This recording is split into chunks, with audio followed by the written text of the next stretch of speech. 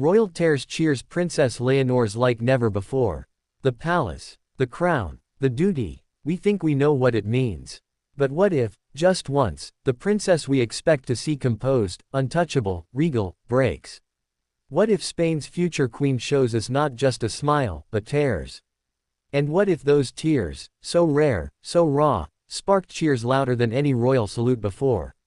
Tonight, we witness Princess Leonor, like never before. A princess in uniform, a daughter in tears, a nation holding its breath. This is not the Leonor Spain thought they knew. This is the Leonor Spain will never forget. From the moment she stepped forward, emotions shifted. Something was different. The atmosphere inside the hall was heavy, almost trembling with expectation. Everyone knew history was being written, but no one knew it would be written through tears. It began with formality, the national anthem, the rigid choreography of tradition. Yet even as Leonor stood tall in her royal posture, her eyes betrayed the weight she carried. Her father, King Felipe, watched intently. Her mother, Queen Letizia, pressed her lips together as if she too sensed what was about to happen.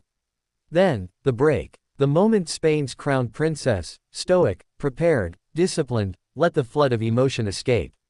The tears fell, not of weakness, not of fear, but of love, of gratitude, of the overwhelming burden of expectation.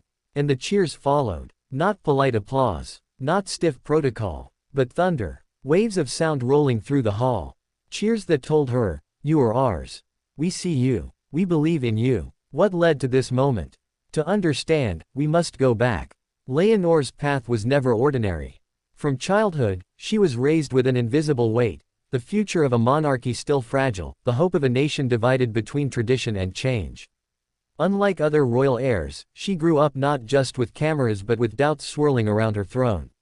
Would Spain even accept another monarch? Would she ever be more than a symbol?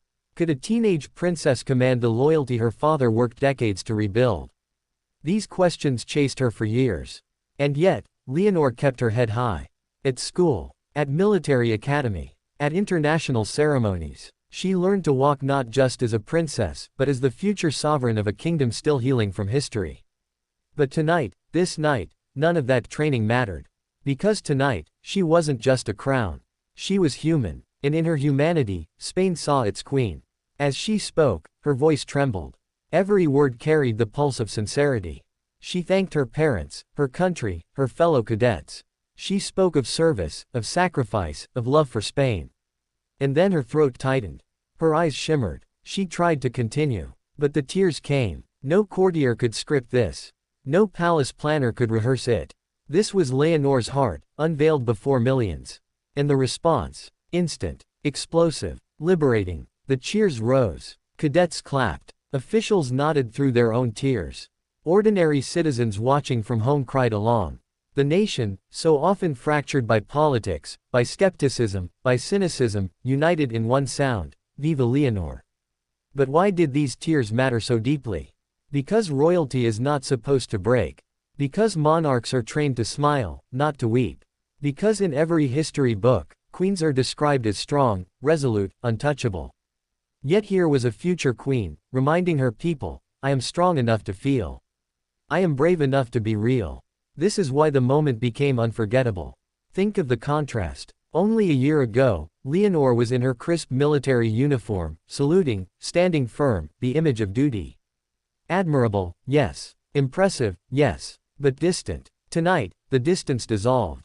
The crown became flesh and blood. And Spain embraced her not just as a monarch, but as one of them. In the crowd, cameras caught Felipe's eyes glistening. The king who fought for legitimacy, who rebuilt trust after his father's scandals, now watched his daughter carry that trust further than he ever could. Letizia, always protective, always fiercely guarding her daughters, finally allowed a rare softness to show. She reached for Felipe's hand, both of them united in pride.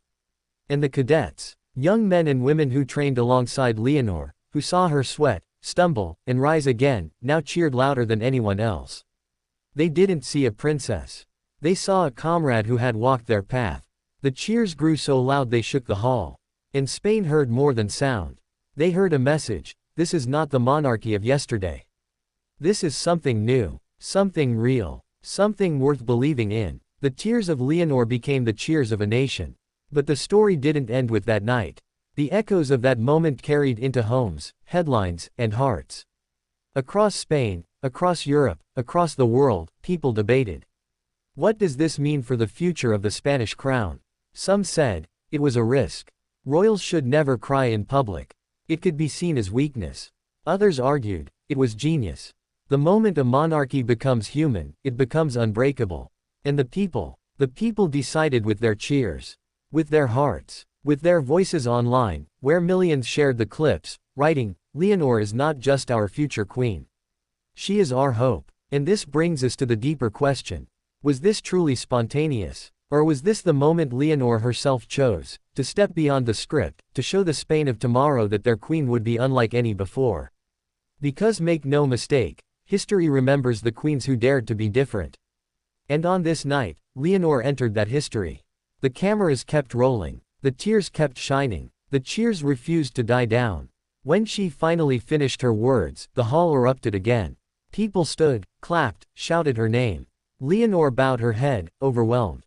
And in that silence between the applause and the anthem, the nation realized, they had just witnessed not the rehearsal of a future queen, but the coronation of their hearts. Tears, cheers, Leonor, like never before. And so we ask, if this is the way she begins her reign, what destiny awaits when she wears the crown for real? Will she be the queen who heals?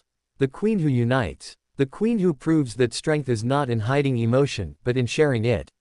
Only time will tell. But one thing is certain. Spain will never forget the night its future queen wept, and in those tears, gave her people the greatest gift of all, truth. Because on that night, it wasn't just Leonor who cried. It was Spain. It was love. It was history. And the cheers still echo.